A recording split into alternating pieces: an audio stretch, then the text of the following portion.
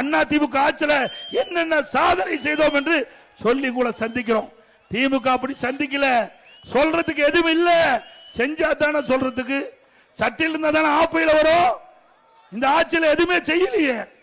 அண்ணா திமுக ஆட்சியில ஒரே வருடத்தில் 11 அரசு மருத்துவக் கல்லூரி மருத்துவமனை கொண்டாந்தோம்.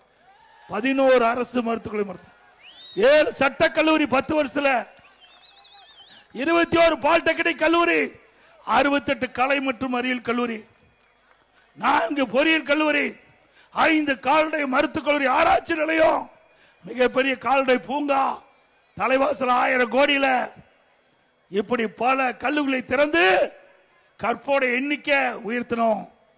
பட்ட படிப்பு படிக்கின்ற மாணவருடைய எண்ணிக்கை உயர்த்தணும்.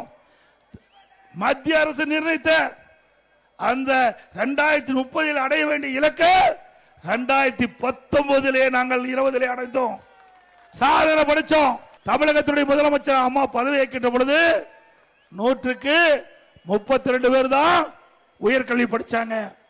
அம்மா எடுத்த முயற்சி, அண்ணா திமுக கல்வியிலே புரட்சி மறுமலர்ச்சி ஏற்படுத்திய விளைவு, அதிகமான கல்லூரி திறந்த விளைவு. 2019-20 100க்கு 52 பேர் உயர்கல்வி படிச்சாங்க.